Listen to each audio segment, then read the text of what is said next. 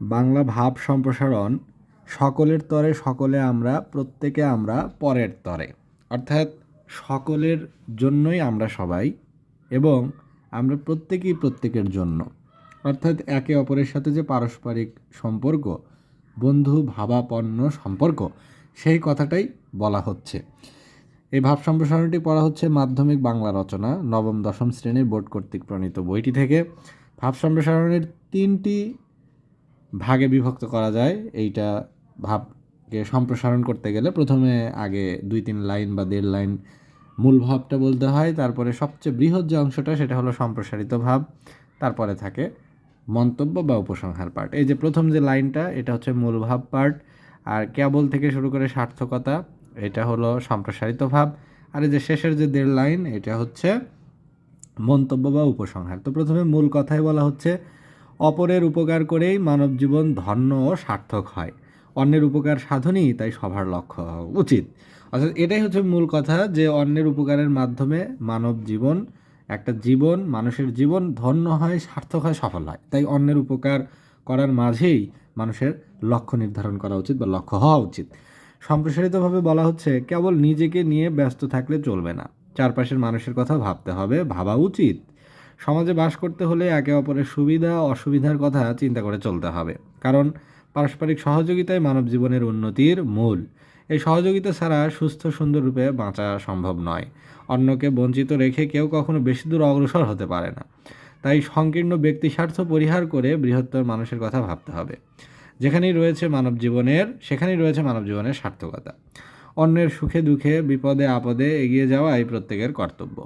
প্রয়োজনে নিজের স্বার্থকে বিসর্জন দিয়ে অন্যের জন্য জীবন উৎসর্গ করার মহৎ মানসিকতায় দিতে পারে বৃহত্তর মুক্তি।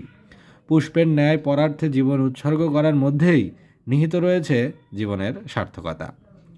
তাহলে এখানে মূল কথাটা বলা হচ্ছে কি সম্প্রসারিতভাবে, যে শুধুমাত্র নিজেকে নিয়ে ব্যস্ত থাকলে কিন্তু চলবে না, কারণ মানুষ সমাজে থাকে, মানুষ একটা নির্দিষ্ট গণ্ডির ভিতরে থাকে, সেখানে মানুষের আশেপাশে আরও মানুষ রয়েছে, সকলের সুবিধা অসুবিধার কথা মানুষকে চিন্তা করতে হয়, ভাবতে হয়, কোনটাতে কারো মঙ্গল হচ্ছে অসুবিধা হচ্ছে এই বিষয়ে মানুষকে মনোযোগী হতে হয়, সজাগ হতে হয়, সচেতন থাকতে হয়। এবং এই পারস্পরিক সহযোগিতা এটা ছাড়া কিন্তু সুস্থ রূপে সুন্দর রূপে, যেটাকে আমরা বলি স্মুথলি মানে জীবন কাটানো, এটা কিন্তু সম্ভব না। কারণ এখানে দেখা যেতে পারে যে আমরা যদি অন্যের কথা না ভাবি, অন্যের কথাকে মূল্যায়ন না করি, এবং কোনটাতে সবাই শান্তিপূর্ণভাবে বসবাস করা যায় এই কথাটা যদি না ভাবি, ক্ষুদ্র ব্যক্তি স্বার্থ, সংকীর্ণ ব্যক্তি স্বার্থ যদি আমরা পরিহার না করি, বর্জন না করি, তাহলে কিন্তু আমাদের মানব জীবন কণ্টকাকীর্ণ হয়। এটা কিন্তু পুষ্পের মতো হয় না, ফুলের মতো হয় না, এটাতে অনেক বাধা বিপত্তি আসে। এবং শুধুমাত্র এইটা না, নিজে ভালো থাকার জন্যেও না, মানুষের যে একটা তৃপ্তি, সকলের যে সম্মান পাওয়া, ভালোবাসা পাওয়া এবং একটা সার্থক জীবনযাপন করা, এর মূলে কিন্তু আসলে রয়েছে একজনকে আরেকজনের পাশে দাঁড়াতে হবে। তাই অন্যের জন্য নিজের ক্ষুদ্র স্বার্থকে বিসর্জন দেওয়া এবং এই যে উদারতা, মহৎ মানসিকতা, এটাই দিতে পারে মানুষকে বৃহত্তর মুক্তি তথা সফলতা। ঠিক বলা যাবে না ওভাবে, এটা হলো সার্থকতা।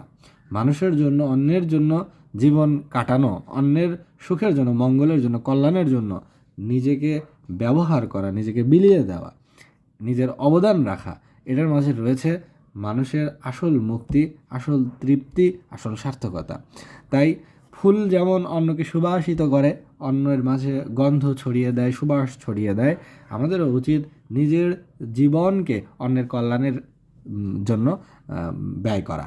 তাই এখানে উপসংহারে বা মন্তব্যে বলছে যে স্বার্থপর হয়ে কেউ পৃথিবীতে বাঁচতে পারে না।